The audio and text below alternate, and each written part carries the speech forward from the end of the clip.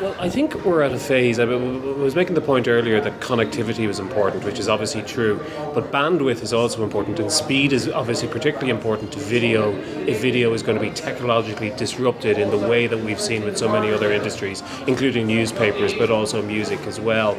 I mean, I've been talking to people in the television and film industry for years, telling them this was coming down the line.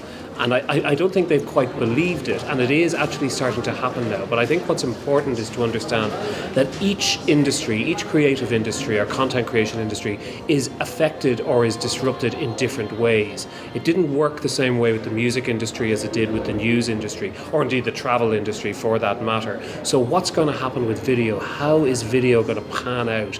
It's not going to be disrupted by upstarts, although there are upstarts out there creating followers of millions of people on their YouTube channels or for their Vine clips or whatever it might be. It's not going to be disrupted by the video equivalent of a Google or a Facebook as far as we can see at the moment. But what we do see very interestingly is new media video platforms like Netflix and Amazon Prime actually starting to create content in a way that didn't happen with the news industry, for example. So that's really fascinating. And then in the middle, you've got what you might call the legacy providers, the huge broadcasters, which are a vast global industry, the entertainment industry, mostly what we call Hollywood, for example.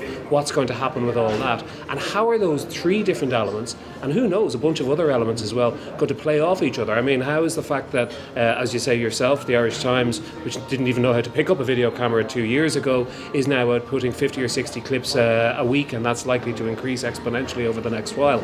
All we know is there's going to be a lot more video, there's going to be different types of video, and we really don't know what that landscape's going to be like in 2 years' time, much less 5.